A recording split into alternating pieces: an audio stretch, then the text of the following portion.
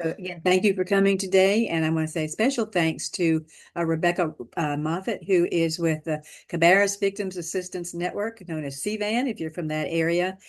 We had a couple other speakers scheduled. One of them had an emergency, dealing with an emergency case in another county, and the other one I think is traveling for Thanksgiving. But although Rebecca can talk about these program as well. So Rebecca is going to be our speaker for today. Before we start, though, let me take a moment and just talk about why we're here and why we're talking about domestic violence. So, just a couple of quick facts about domestic violence in our area.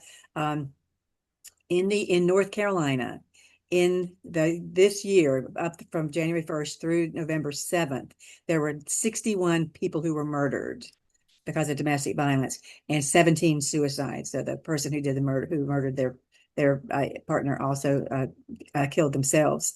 And just to bring it a little closer to home, for in partners counties, there were 10 different incidents in partners counties, which accounted for 12 murders and one suicide.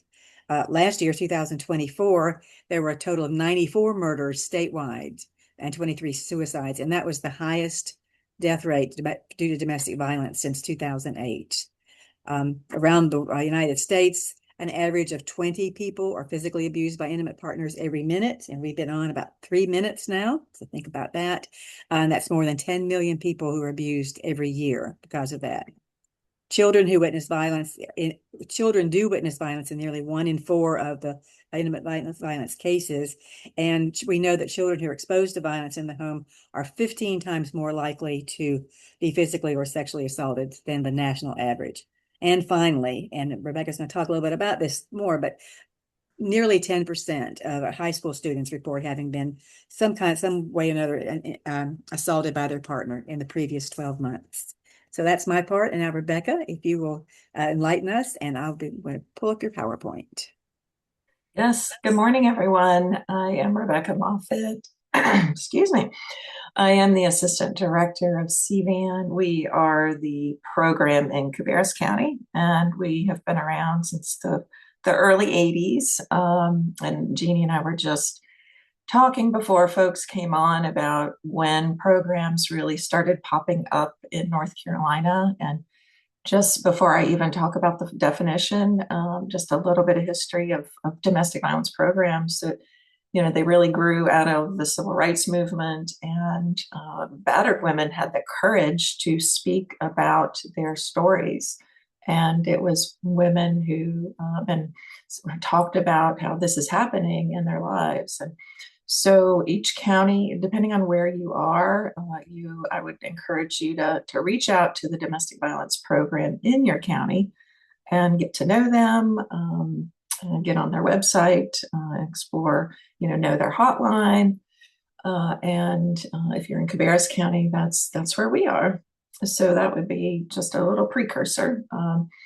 So then to kind of back up, I use the term domestic violence just because, and Jeannie and I were talking about this too, just because I've been doing the work a long time, and that was what it was named. It actually used to way back be called battered women's syndrome, and then it turned into domestic violence. And more recently, you might hear it called interpersonal violence, but it's all the same thing, that it's basically and the definition truly is a pattern of coercive control by one person over another in that intimate relationship. And it really is about power and control. It truly affects, her whole life. So I think you can go ahead and move it to the next slide. And you probably know that it affects, lots of different ways. But we do like to break it down. That the kind that most people think about is the physical. All the different ways that one is physically abused, and that used to be kind of the assumption that if you were physically abused, the only way you could be abused is if you were physically abused. And the visual that you used to see a lot was a woman with a black eye, and that was kind of signifying a battered woman. But obviously, it affects so many different areas in addition to the physical. Emotional is what many women talk about it being the harder part to deal with. Obviously, broken bones and the physical is hard, but the emotional, and we're going to talk more about that when we talk about the power and the control wheel. But it's all the different ways that he emotionally abuses her. Financial, that's also what we'll break down in more detail when we talk about power and control, all the different ways, from keeping her from working or ruining her credit, giving her an allowance. And then the sexual, that's harder to talk about, and it obviously impacts both the emotional and the physical aspects of her lives. Making her watch things she doesn't want to watch, actually raping her. North Carolina was the second last state in the union to make marital rape illegal. I remember when this happened, it was in 1993 when it became illegal to rape your spouse. Before that time, the assumption was that if you married somebody, then that gave tacit approval on anything sexual that they might want to do to you. So I can't remember the last, but we were the next to the last state in the union to make that illegal. That's just a little history lesson about that. So I think you could go ahead and move it to the next one. So what I'd like to do is spend a good bit of our time on the power and control wheel and talk about and actually, I think, do you mind actually moving forward and let's do stats first, and then go back to power and control wheel? Sorry to move that on you, Jeannie, but given that you talked about stats first, maybe we'll kind of, stay in that lane for the moment. And then, especially since I do have more time, sort of break down the power and control wheel. So you gave some really good local stats. This is some more national stats that kind of put it in a broader context. And we could even kind of expand to a global piece. And you probably have already noticed, and maybe you haven't, that I've been talking about women being abused. And it doesn't mean that it doesn't happen the other way. It just means that, if you go to the bottom line on the stats up there, that it is a gender-based form of violence and that it very much skews more towards women.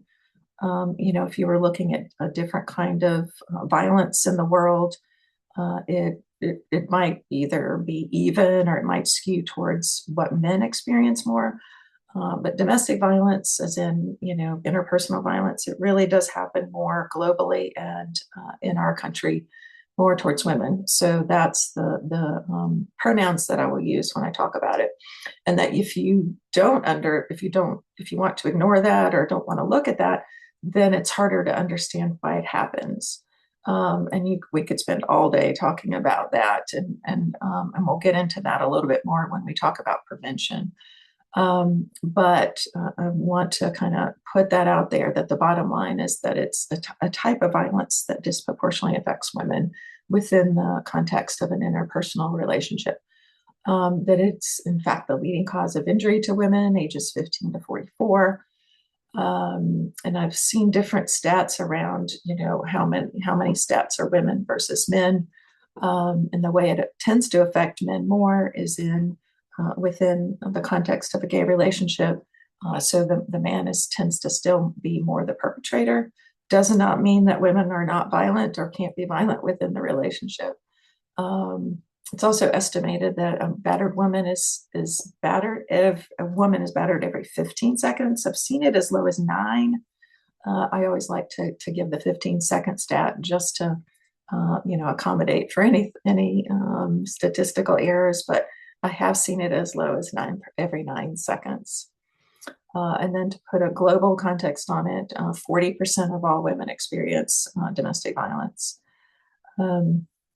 On average, 3 to 4 women are killed every day by their husbands or partners.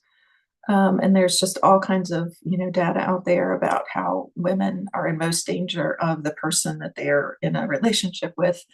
And it took, I think, our culture a very long time to realize, it used to be the thought or, women needed to be protected from, somebody that was going to jump out of the bushes at you, or somebody that was stalking you that you didn't really know. But in fact, women are most in danger by the person that they are in a relationship with. And then there's some new data emerging around pregnant and postpartum women in the United States. And that, most people would assume that it must be some medical thing that happens within the pregnancy or during that postpartum period. But in fact, um, domestic violence is one of the leading causes of death among pregnant and postpartum women, which is pretty staggering statistic. The health-related costs to domestic violence exceed, it's over 8 billion each year. And again, like I said, the way that you have to think about it is that in the context of it being gender-based. So just to throw out some more stats, one other local stat, I appreciate you, Jeannie, mentioning the homicide rate or the stats within our state. In Cabarrus County alone, at least the last time I looked, it was 4 women. And there was, in fact, a high profile case of a woman who was murdered outside of DHS, our DHS, local DHS office in Kannapolis. It was her and she was counted as an adult because she was, I believe, 18, but they were murdered outside DHS before she was going to meet with her worker. We interacted with her in court around getting an order of protection. And so, domestic violence is everything from, small little pieces to death and murder. So, it's something that it's the affects, like I said, the totality of a woman's life or the victim's life. So I think you could head back to going backwards to the power and control wheel. Thank you. So I would encourage anyone, if you wanted to understand domestic violence, the most important thing to think about is power and control wheel. I wouldn't want you to forget anything that I say today, but it's hard to remember everything. So the only thing that I would say to hang on to and remember most of all would be this visual of a power and control wheel, because that's the most important thing to think about when you think of domestic violence or interpersonal violence. When somebody wants to control someone, this is the best visual. It's not somebody thinking about just losing control because they lost their job, or there used to be the assumption that your favorite team lost the Super Bowl and then incidences go up. And it's not about situational things. We all have crappy things that happen in our lives, and we all get upset with the people around us. But that is not the same thing as when somebody chooses to and uses power and control within their relationship and wants to control them. So I want to spend a little bit of time on this so that we can understand the concept of it. And the first thing that I always like to start with is the using the isolation, controlling what she does, who she sees, controlling, just keeping her pulled away from her friends and her family and her support. And that way, everything that he does just works a lot better if she is isolated from her support. And that's also, it can be benign in the future, it can feel benign in the beginning. Like, especially for the teen age group, if he says to her, well, hang over at my house. I don't want you to hang out with your friends. He's slowly pulling her from her support system. Then we're going to go clockwise around, minimizing, denying, and blaming. And as we go through these, a word that might come to your mind, because it's also a more modern way that folks have become to talk about it, is gaslighting. And that's one of those terms that, is also used in different contexts, but certainly within a relationship, it's basically when he creates a reality around what she is thinking and beginning to make her question everything about her own sense of reality. And so that's a word that you may hear more than you used to. And all of some of these pieces, it'll start to kind of you'll understand kind of what gaslighting is all about. So he's basically um, minimizing things that she experiences or talks about, or his own violence. Um, Using children is a huge, huge piece. And so many women will say, and as you can imagine, if you have kids with somebody who then turns out to be abusive, then your lives are always tied together. And it's harder to figure out leaving and breaking away. And how does somebody do that safely? And there's all kinds of ways that he can use the children against her, making her feel like a terrible mom, saying, if you ever leave me, I will take the kids away. I have seen that before. Just because somebody is an abuser doesn't mean they aren't going to get legal custody of kids or shared custody. I remember being in a hotel room and watching, the cops come and the kid, a 2-year-old boy, getting literally pulled from the mom's arms and handed over to the dad. In that situation, she did eventually get the child back. But the assumption is that, her fear is not unfounded that he could get the children. And for some women, they don't necessarily want the father to not have access to the kids. If he is not abusive directly to them, it is complicated, obviously, because just watching her being abused is a form of abuse. But perhaps she doesn't want to ruin his life. She doesn't want to necessarily keep him away from the kids. She perhaps wants the kids to have, to be able to grow up at least seeing the father in within a safe context. So, there's just so many different pieces to think about around that. Then moving forward, using male privilege. This is a piece that we could just spend a whole, hour just on this part. And that's when, I mentioned that it's gender based. And again, it's not because it doesn't go the other way, but that our society, our culture is structured in such a way that it just has traditionally given males more power within the relationship. And if you think about it, that's, it's true within our institutions.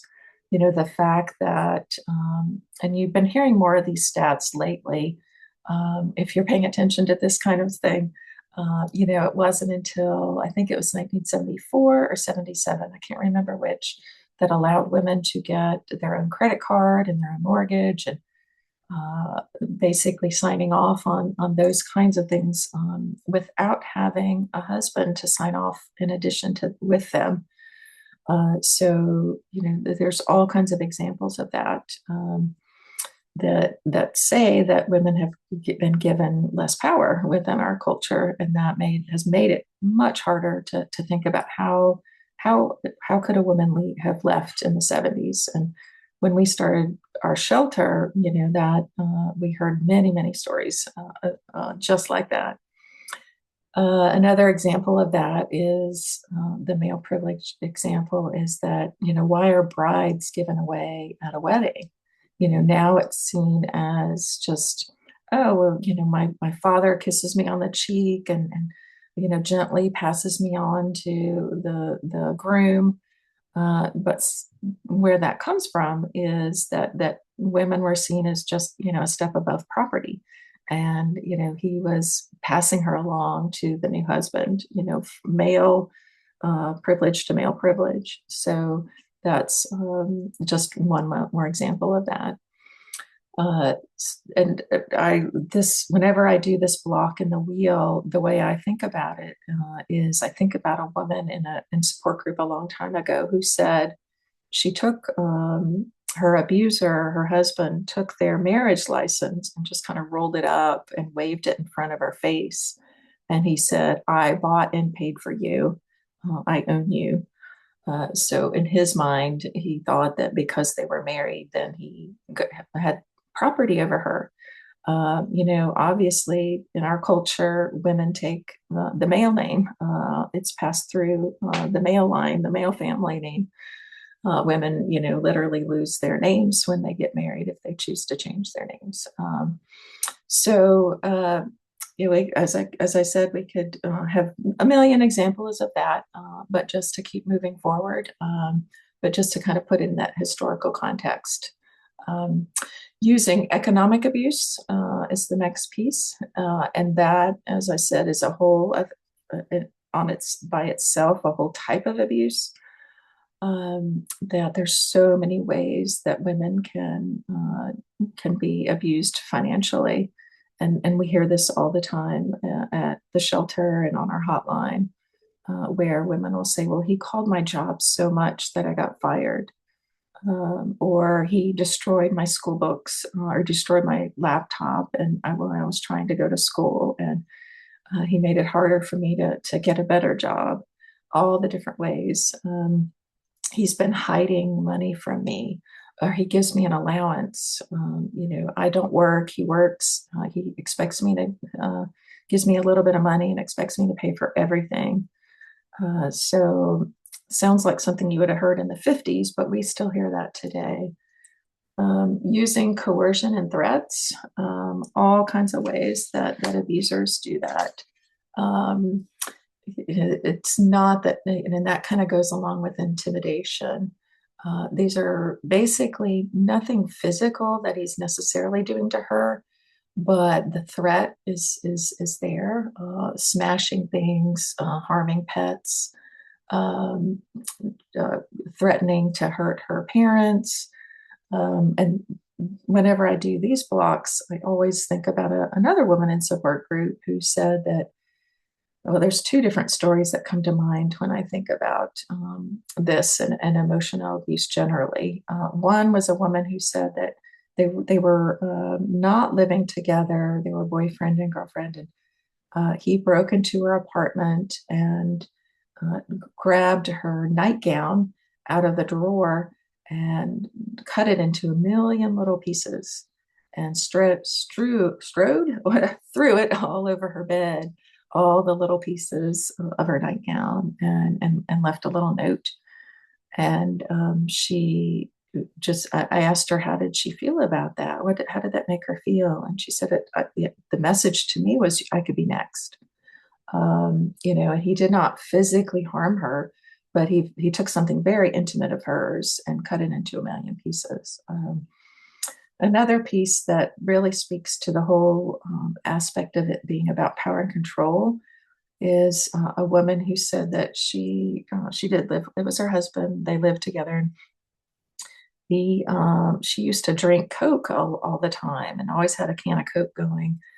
And one time she left the room and saw him moving her Coke can from the kitchen to the living room.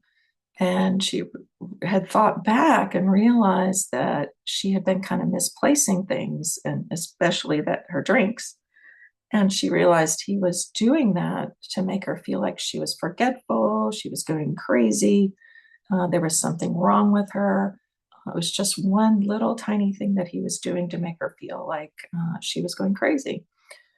So when people think, well, it's because he lost control, it's the opposite, that he is very specifically doing things to make her feel like she is going crazy. And that's just the perfect example of gaslighting, or somebody who is making you wonder about your own sense of reality, because and all the other tactics work.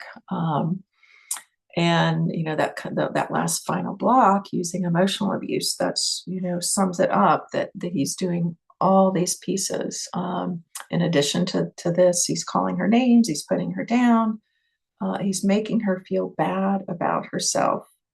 And, there's just so many different myths about domestic violence. There's a couple of pieces that I can talk about. I don't have a slide on because I didn't, before I knew I had the whole time, I didn't want to take up the whole time. But I can, talk a little bit more about some of the myths and facts about domestic violence. And, I can keep this, I don't mind keeping this screen up while I talk about it because I think, you can kind of hum on this and think about it. But one of the myths I think is about how hard it is the myth is that it must be easy to leave, or why wouldn't somebody leave who's being abused? Like if somebody's hurting you, why wouldn't you leave? Well, this is not just a stranger on the street who just is attacking you. Of course, you would do everything you can to leave that situation. This is somebody that you have built your life with, you have children with, you fell in love with. So the first piece of why it's so hard to leave is because you fell in love with this person. You're building your life with him. You have hope that that things will get better. He has spent a lot of time making things seem like, oh, I'm so sorry I did this, and that he's wants to keep you there, and you want to make it to work, want to make it work. So there's hope that things will get better. Maybe he says, well, we'll go to counseling.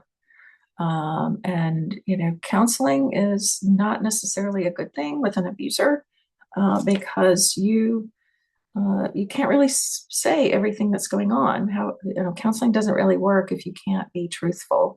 And if you say to the counselor with him there, well, he hit me last night, and then he gives you that look, wait till we get home kind of look, and then when you get home, he says, why in the hell did you say that to the counselor? It's true, but he does not want you talking about that side of him. And going back to the myth, it's also hard financially. Women, generally speaking, a woman's income goes down and a man goes up after they separate. And it's just very hard financially for women to make it on their own. Women still make about 79 to 80% on the dollar for a man. It doesn't mean that's just average. Of course, every situation is very different. But there are all kinds of reasons financially why a woman might stay. I've heard many women on our hotline say, well, I've got one getting ready to graduate from high school, and the minute he goes to college, then because I can never afford this mortgage by myself. And, once my kids are gone, then I can just move to a small apartment by myself. Or she has been the one staying home or with the part-time job. So it's very hard financially to think about how to leave. And we all know the reality of how hard it is for anyone. Homelessness is a huge problem. Rents are exploding. There's all kinds of data around that, and that's a whole other topic. But the number one reason, this is a stat not on my stats page, but the number one reason that women and children are homeless is because of domestic violence.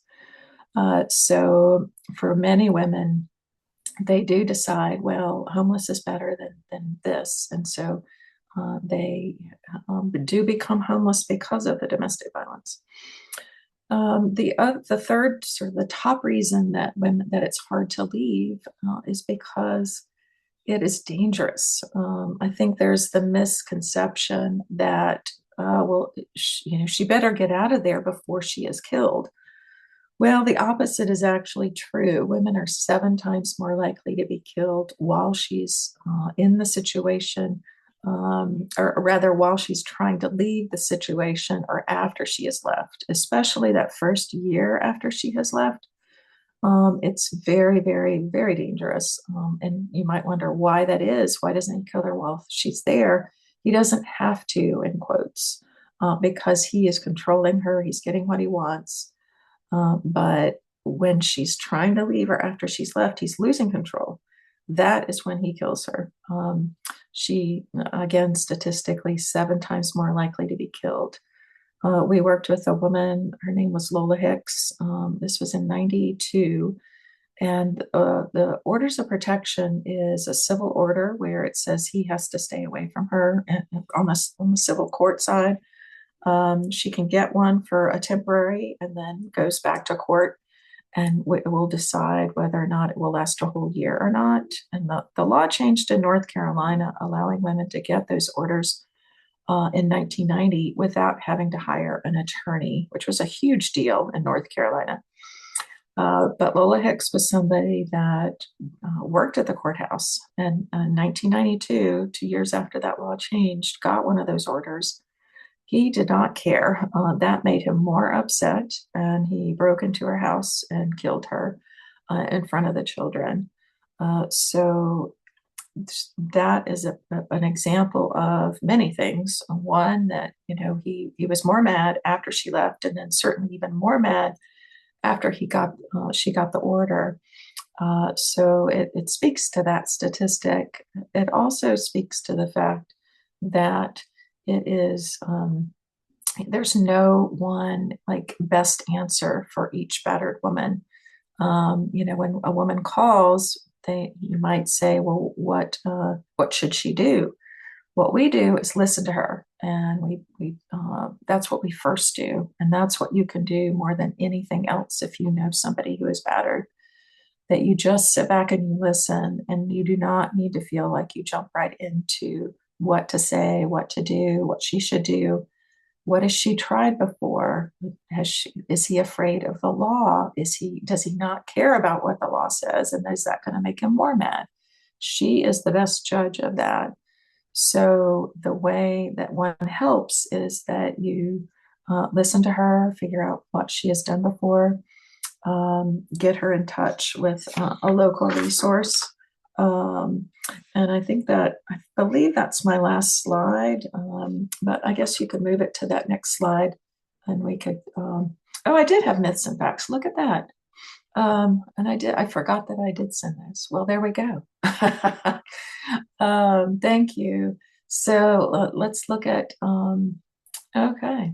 Well, and actually, you could go back to the myths and facts. Let me see what else I've forgot that I added these at the end in case I had time. Sorry, Jean. There we go. So I've already been talking about some of those. Only affects certain groups of women. The fact is that it affects all women of all different economic groups.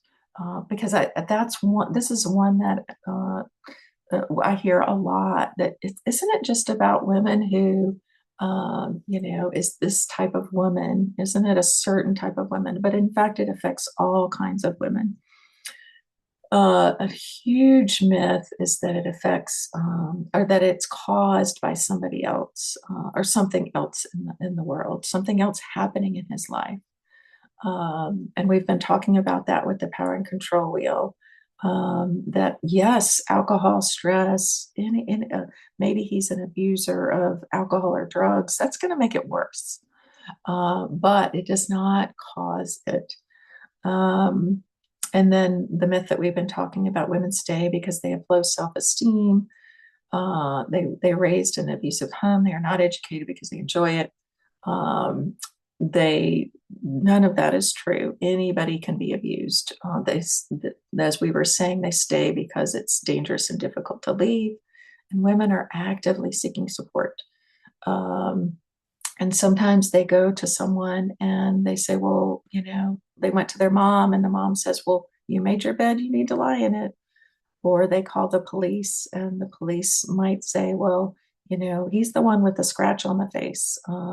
Or you just send him around the block to cool off. And those used to be more stronger stories. We fortunately have less of those stories when women call. And I think our culture is changing around not blaming the victim, but we still have some ways to go. And then the last one that I talked about, that the violence ends when women leave. And then I gave you a very stark example of that with the woman that we worked with. And she's actually not the only woman that we've worked with who's been killed by her abuser. Yeah, I'm glad that I did in fact send those slides over so you can get a visual of that. Yeah, Jeannie, you could move to the next one. And then, these are the pieces that I was talking about earlier. So you can kind of see that on the slide that there's all kinds of reasons that women stay. Um, and that those are just the top three. And when you think about how hard it is to just be in a relationship that's not abusive, how hard it is to leave a relationship that's not abusive financially. So really the question that we ask is not why does she leave? Why doesn't she leave? We know why women are stuck, and that it takes a lot of courage and a lot of organization and lots of different pieces to come together for her to leave. But the question really is, why does the abuser, whoever that abuser is, do it? And why does society allow it to happen? Which is kind of the piece around prevention that I'll kind of leave to this very last part. Um, and I think the last slide is, in fact, maybe the resources. Well, yes. So there's just a couple, but you can also go to, like I said in the beginning, I would encourage you to find your program in your county where you can learn more about the resources in your county. There's the National Domestic Violence Hotline, which operates out of Texas, and that's a number that's been around for a good number of years now. And if there's any woman who is in your county and you don't know what the county number is, there is that number and they will patch you through to your county. There's the National Coalition Against Domestic Violence. We actually have a state one, and that's where we get the stats on domestic violence. And then, oh, thank you. I've got some other counties coming up. And then our local website was on that slide. And certainly, Jeannie, if you have other counties resources that you're going to throw up at the beginning. I do. I'm just struggling with the technology for a moment, but Hey, that's quite all these right. are Hey, the programs in Partners 15 counties, and as you pointed out very well, that and actually this information came from the North Carolina North Carolina Coalition Against Domestic Violence website. So okay, good great, place if you need to find other counties as well. But I can just quickly run through these counties if great. anybody needs to Yeah, know. So yeah. um, Well, yep, we're that middle one, Cabarrus there you go. County. Sorry, there you are. Yeah, I appreciate you putting those up. The Like I said, reaching out to your home county. And then Jeannie had asked me to talk about prevention here at the final piece. The way I would put prevention is it's a tough one because it's so ingrained in our culture. And as many years as I've been doing this, I'm very glad to know that things have been changing. That now, when I talk about domestic violence, it's less, oh, is it really happening? And it's now more like, oh, well, I know somebody who's abused, and she was able to talk to me about it. She felt comfortable enough to talk to me about it. So times have been changing over the decades. When we first I wasn't there at the very beginning, but I did meet our founders, and our executive director is the founder, and so I know the stories of how hard it was in the early 80s and beyond and into the early 90s. There was not like even a language for it, but now people talk about it. It's on social media. Famous people, even feel comfortable enough to talk about that they were abused. So a big piece about prevention is about changing our culture. And so the question is, how do each of us do that? And then how do we do it as an organization and as an agency?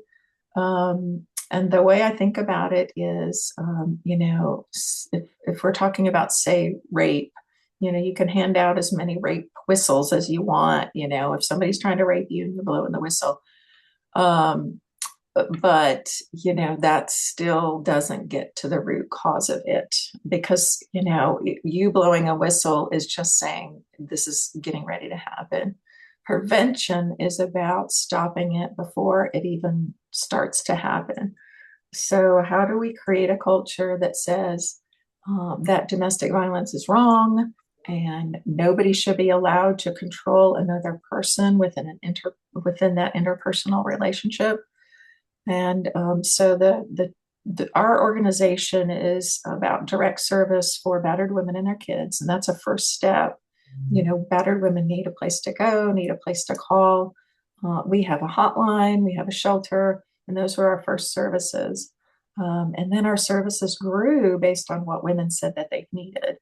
But we've always been about community education as well. And the reason that I talk some about culturally why what causes it, I talk about the piece in the power and control wheel about male privilege. I talk about it being gender based. And for some people that can be uncomfortable. It can be like, well, why are you blaming men for it? And the answer is you have to look at what's causing it and you have to look at the culture.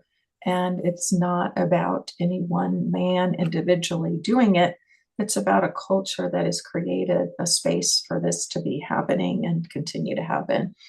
So we locally, as our organization, we can't completely solve that problem, but we are a group that says, well, we're going to get out here and talk about it and talk about these uncomfortable pieces around it and say, we need to change our culture and to say, this shouldn't happen. And anybody that does it, it's that we're not going to blame the woman that is or the victim.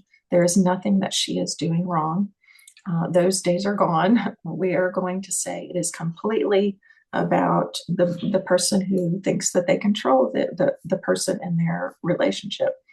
There are batters treatment programs within North Carolina, and that is fully their job to say, okay, we're going to hold you completely accountable, and you need to change everything you think about interpersonal relationships and think about this. And the seminal thing to remember again is that it's about power and control. So community education is one way that we talk about or try to prevent this from happening. The other thing that we do is we have a teen program. It was in the mid 90s that our culture started saying, okay, well, it's not just a woman who's married, it's not just a woman who's an adult, but this is happening with teenagers, and it is happening as early as they start dating. And so I remember when culturally we started talking about it in the 90s. And there was a group called Love is Not Abuse that came out. And now the website is Love is Respect. And that's the group that has kind of been in the forefront of talking about teen dating violence. And also in the 90s, because of that, and our culture was starting to talk about it, we started a program and a curriculum around teen dating violence. And we went into the high schools, and now we've moved into the middle schools, health classes, and any health class or any class that will take us to youth groups, to church youth groups, any group that will take us. And what we do is we bring boys and girls together as early as middle school. And we talk about images and movies and music. We talk about healthy relationships and the difference between healthy and unhealthy relationships. And we do exercises. There's one exercise that I've even done to adult groups to give them a sense of what the program is about, where we ask questions like one example of what we ask them to either, and we do this in the classroom, we say, do you agree with this or do you disagree with this statement?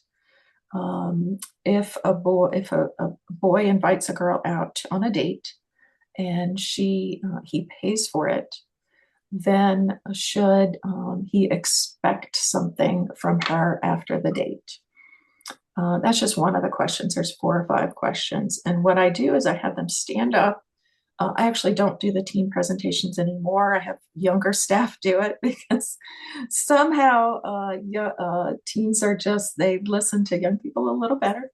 But when I used to do it, and we still do this in our curriculum, I would have them stand up And I would say, so do you agree with this statement or disagree with it? Should he expect something because he paid for it?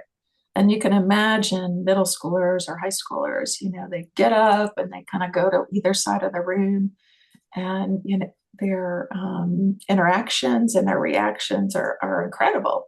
Just to see them think through, like, oh gosh, what do I really think about that? And should he be allowed to expect something just because he paid for it? And why traditionally have boys always be seen as the one who paid for the date, and then the woman or the girl is the one who then gives him something back and for that. That men traditionally are the ones that had jobs. We talk about those kind of pieces, and the girls will say, well, he doesn't serve anything. And one of the other questions that we have is, if a girl gets her hair changed, like what if she just gets a mohawk or turns her hair blue? Does she need to get permission from her boyfriend to do that? And you can imagine the reaction that teens have around that. And I shouldn't ask permission from my boyfriend for anything. And we talk about, who do you get permission from, and what is the kind of relationship that you have with somebody when you have to ask permission from them? They have power over you. Do you have to ask permission from your boyfriend for anything? So we are really thinking through, like, what do boys and girls need to think through within a relationship context? And so that is how we think about teen dating violence should be analyzed. Um, so there's just so many more pieces to this, and I'm looking at my time, and I have 10 minutes left. So I want to make sure that I have time to open up to any questions. I didn't even look in any kind of chat to see if there are questions in the chat. I also want to take a pause, Jeannie, in case there's things that you would like me to talk about or open up to questions. But I just realized I could go on and on about the team presentations and start doing the whole program, but certainly don't have time for that. I really appreciate everything that you said, and there are. Let me double check. There are no questions in the chat. I have in the chat put some resources. Great. I put the domestic violence hotline and the text line, as well as some other resources that I found for specific populations. One for deaf women and another one for Native women.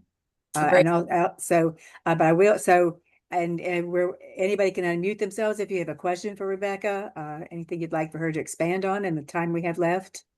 Um, Yeah, I wanted to make sure I did that before all the time is up. right. Well, I have one question for you, and that is, was it difficult to get into the schools to allow them to do your program that the Yeah, it in 96, I believe it was, we had a particular teacher at Mount Pleasant High School who was very open to it. And once we, got some data, got some evaluations done, it really helped to move that forward. But yes, it definitely it isn't easy, and I would not want to be in the school system, and I admire everything that teachers do, and social workers, school psychologists. My daughter is a school psychologist, and so I know how hard it is to in what they are dealing with and what they were required to do and teach. So we definitely found an avenue within the seventh grade health classes. We during COVID, everything just stopped. And at this time, we've been reevaluating sort of the structure of our curriculum and how to get into the schools. So it's been on a pause actually since COVID. But I really, hoped that we will find a way to get back in, and what we continue with youth groups. And we are open to even doing the teen part of the teen curriculum. It's a 2-day curriculum, 45 minutes each day, day one, day two. But we are open to even doing the curriculum to college age kids or adults even. I honestly think adults would learn something from the curriculum, because we all need to analyze.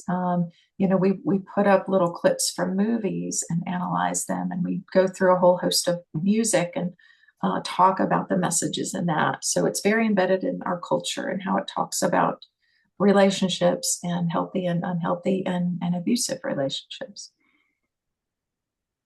Thank you for that. Anybody else have any questions? You're welcome. You either use the chat or unmute yourself if you would like and ask Rebecca a question. I know it's a busy day and the day before holidays, so Well, I think it speaks to the thoroughness of your presentation if no one has any questions. I just want to mention one thing. The one of the speaker who had the emergency, his name is Kit Cruel, and there is a YouTube video about her. Yeah, that's actually there are two. One is called Private Violence, and the other one is called Private Violence: Why We Didn't Leave. So I think it's why we didn't, why we couldn't make something like that. So, and you pointed out about the how difficult it is to leave, and I think that really kind of on an emotional level talks about that a little bit, um, about why people don't leave. yes, yeah, Kit's been doing this work for a very long time, Okay. and I would encourage folks to look at that. Absolutely.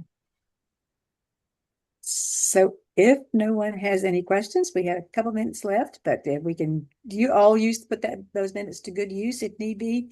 Again, thank you, Rebecca, so much especially for offering to take over whenever we had some emergencies and other people couldn't be here. Again, prevention is so important, and I hope that you're able to get back in the schools. And I know that's an issue everywhere, I think, because as you say, schools are busy. They have a lot of things they have to do, but Oh, it's yeah. so important to learn about healthy relationships Yes, as well. absolutely. Absolutely. Thank you all so much for your time and spending an hour learning more about domestic violence. I really appreciate it. And thank you. And if anybody needs me to pull up the slides again with a different area resources, I can do that. Or you can just check them out yourself. And if not, then happy Thanksgiving to everyone. Enjoy time with your family and a healthy relationship, hopefully. Yeah, And you know where people can reach, find help if they need it. And again, just thank you everyone for being here. Especially thank you, Rebecca, for filling in for doing your part and as other people's as well. absolutely. Thank you all so much. Oh, and I failed to say, next, we will not meet in December, so spend time with your families. January's Community Cafe will be all about community engagement. And thanks again.